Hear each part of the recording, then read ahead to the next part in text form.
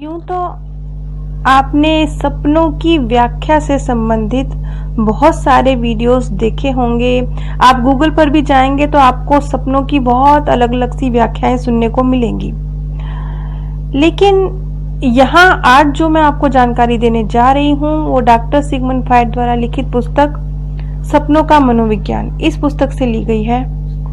जितना भी मैंने इस पुस्तक को पढ़ा है, मैंने ये समझा है कि हम जिस नजरिए से सपनों को देखते हैं और गूगल पे जाके जब हम सर्च करने की कोशिश करते हैं अपने सपनों का मीनिंग, तो वो हमेशा मतलब मुश्किल से 2-3% आपको करेक्ट मिलेगा, आपको 100% करेक्ट नहीं मिलेगा, या शायद 2-3% भी मैं ज्यादा ही बोल रही हूँ।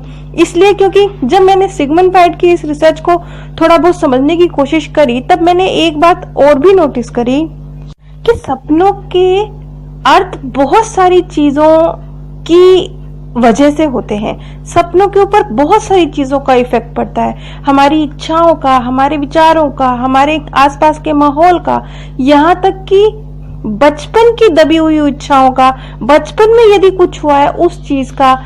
यदि आप सो रहे हैं, सोते समय एनवायरनमेंट कैसा है, आप जिस बिस्तर पे सो रहे हैं क्या वो चुभ रहा है, आप जिस एनवायरनमेंट में सो रहे हैं क्या आपको सर्दी लग रही है, क्या आपको गर्मी लग रही है, इन बातों का असर भी सपने पर पड़ता है। इस वजह से सपने का अर्थ जब आप यूं ही जाके कहीं पढ़ने समझने की कोशिश करते हैं तो आपको बिल्कुल एक्यूरेट नहीं मिलते हैं, क्योंकि सपने एक्चुअल में आपको, यहाँ पर मैं एक बात और कहना चाहूंगी जो सिगमंड फ्रॉइड के अनुसार जो उन्होंने कहा कि ये बात पढ़ के मैं भी हैरान हुई थी, पर उन्होंने एक स्थान पर कहा है कि हमारा कोई भी सपना ऐसा नहीं होता जिसका कुछ अर्थ ना हो। अब ऊपर से जब हम इस बात को समझते हैं तो हमें लगता है कि क्या हमारा हर सपना अर्थ रखता है? वो सपने भी जो बिल्कुल ऊट पटांग से होते हैं, हमें समझ ही नहीं आते, क्या उस तरह के सपनों का भी कुछ अर्थ होता है?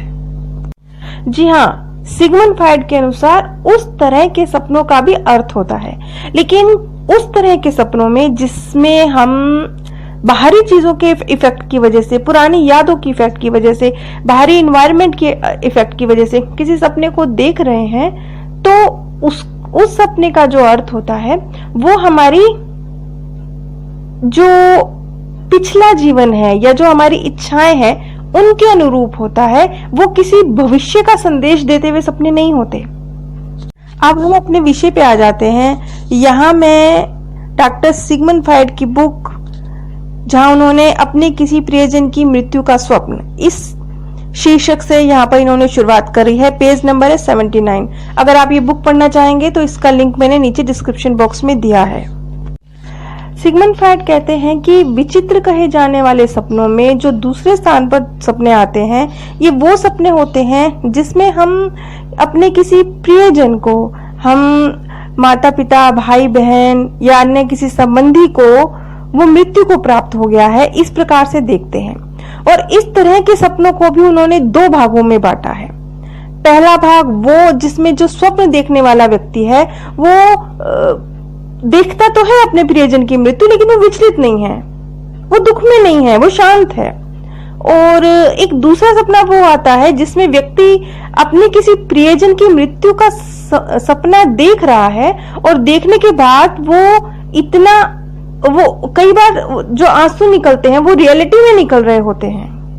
जो पहली तरह के सपने हैं जिसमें प्रियजन की मृत्यु का सपना तो आया है लेकिन आपको इस बात से कोई दुख नहीं हो रहा है, इस तरह के सपनों का अधिक गहराई में या विस्तार में जाने की कोई विशेष आवश्यकता नहीं होती, क्योंकि ये सपने इतना कोई गहरा अर्थ लिए हुए होते भी नहीं हैं।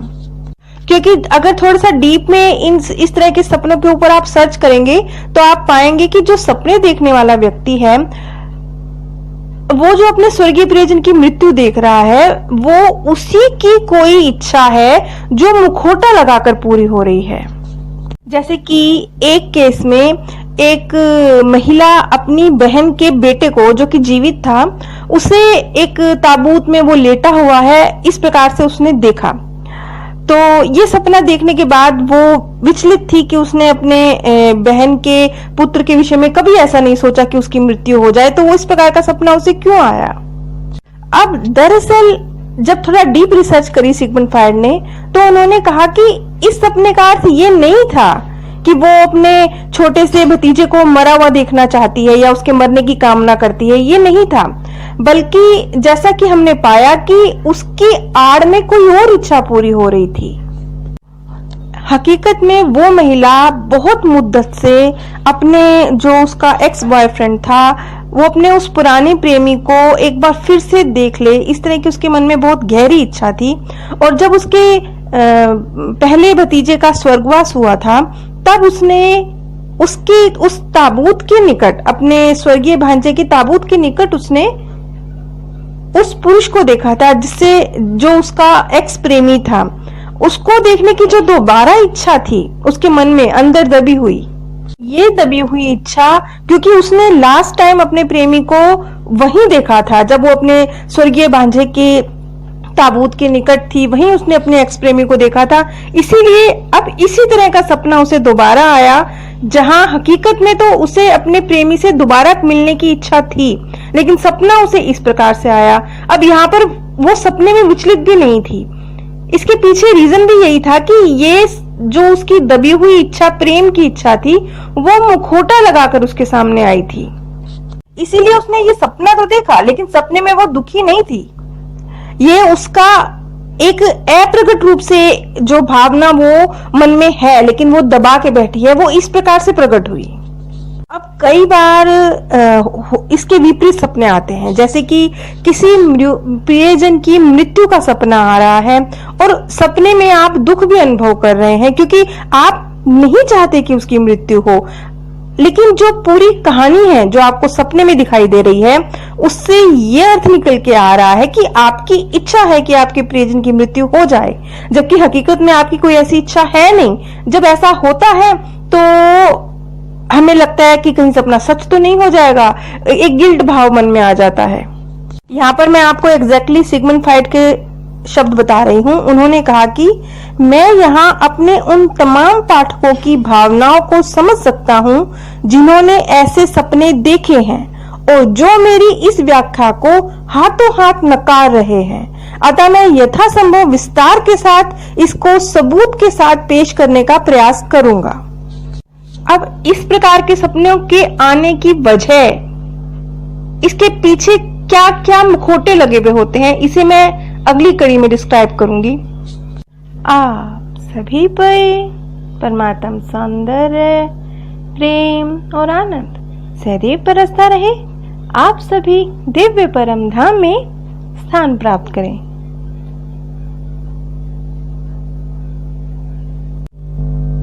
यूं तो आपने सपनों की व्याख्या से संबंधित बहुत सारे वीडियोस देखे होंगे। आप गूगल पर भी जाएंगे तो आपको सपनों की बहुत अलग अलग सी व्याख्याएं सुनने को मिलेंगी। लेकिन यहाँ आज जो मैं आपको जानकारी देने जा रही हूँ वो डॉक्टर सिगमंड फ्रायड द्वारा